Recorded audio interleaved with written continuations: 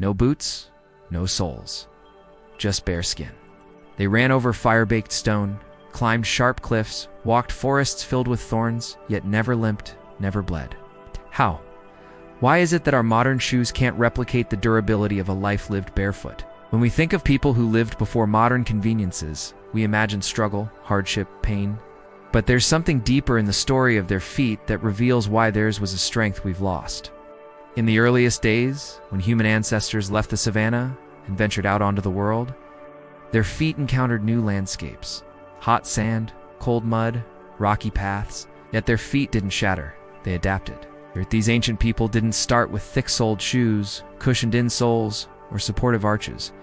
They started with nothing between their toes and the raw elements, yet they didn't crumble. Each day, every step was a lesson. They learned to read the rhythm of the earth, to understand its language, to adapt their pace and posture to the terrain. Unlike today's generation raised in soft comfort, these ancient souls understood the value of feeling the earth beneath their feet. You might think their strength came from brute force, from muscles hardened by constant strain.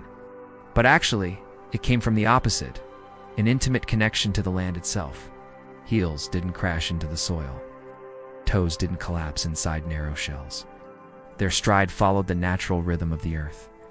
Quiet, balanced, efficient. They moved without wasting energy, covering miles without injury, day after day, year after year. Why? Because their arch was strong, not shaped by rubber coops or memory foam, but sculpted by the living earth. Their every step was imprinted on their memory, on their muscle and bone. If you look closely at the prints left by those ancient people, you'll see the marks of a quiet power, a strength born not of blunted force, but of perfect balance. You might assume their feet were toughened by a lifetime of shielding themselves from the world. But actually, they were vulnerable, exposed, learning from each bruise, each scrape. In fact, their walk was a conversation with the land. A warm stone meant the sun was nearby. A cool breeze across their feet told of nightfall. A patch of damp earth guided them to hidden springs. Why do you think they needed no thick-soled shoes? Because the ground wasn't danger, it was information. And their feet were the antennas tuned to receive it. Our modern shoes promise support, but steal feeling.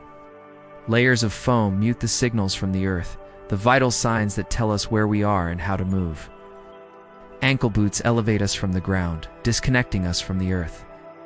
Our ankles weaken, lose their natural range, their ability to adapt to uneven terrain. Similarly, running shoes cradle our feet, forcing them into unnatural shapes. Our toes lose their purpose, curl inwards, and become weaker. In doing so, we trade power for softness, comfort for blindness. Your example, when you wear shoes with elevated heels, you alter your center of gravity, putting unnecessary strain on your ankles and disrupting your natural gait. Over time, this can lead to rolling or twisting of the ankle, causing potential injury or instability. But it doesn't stop there. This imbalance extends up the leg, affecting your knee, your hip, and even your spine. Imagine walking or running with a slight tilt, always leaning forward. The body adapts, becoming accustomed to this altered state. The muscles, tendons, and ligaments tighten and weaken in response, losing their natural strength and flexibility. The problem deepens when we consider the toes. They play a crucial role in balance and stability, gripping the ground and propelling us forward. But when confined within narrow shoes or held in unnatural positions, our toes lose this ability. They become weaker and less flexible. This loss of flexibility isn't just about aesthetics. It weakens our grip, making it harder to navigate uneven surfaces or sudden changes in terrain. It's like trying to climb a mountain with numb fingers. The risk of slipping and falling increases, making every step a potential hazard. What's more, shoes separate us from the essential feedback of the earth. Bare skin conducts temperature. So if you're walking on hot sand, you instantly recoil. Shoes, you don't feel it until it's too late, burning the skin underneath. This disconnection extends to the sense of touch. Every pebble, every twig becomes a surprise, a prick in the soul.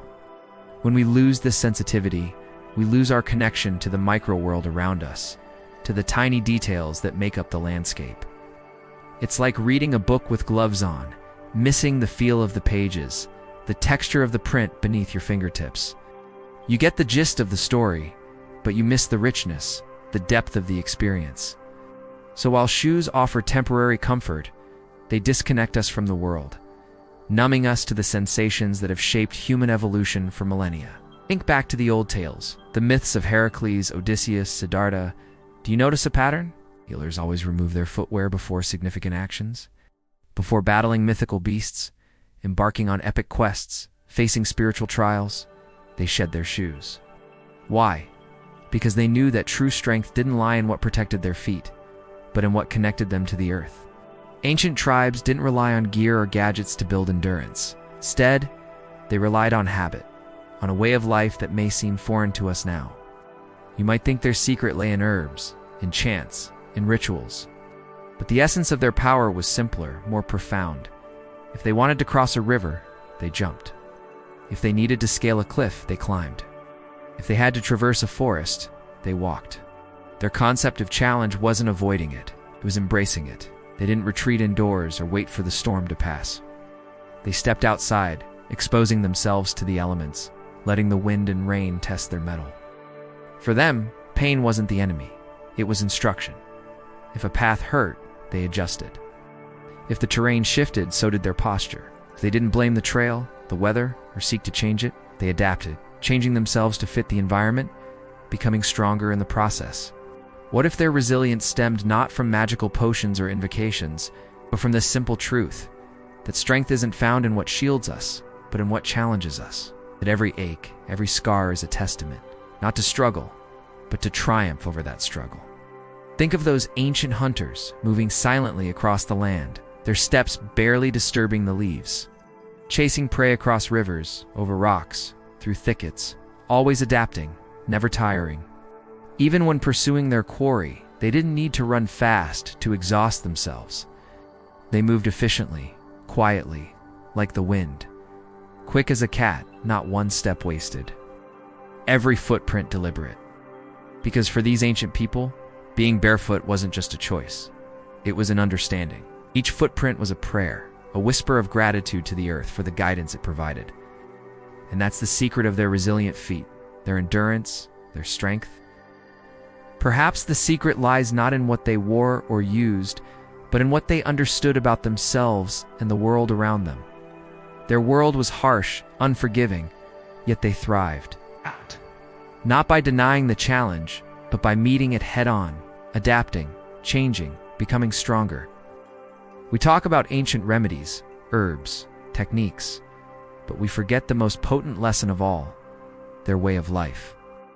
They valued discomfort, not as suffering, but as a teacher, guiding them, shaping them, making them stronger. So when we look at their feet, let's not just see relics of the past, but lessons for today.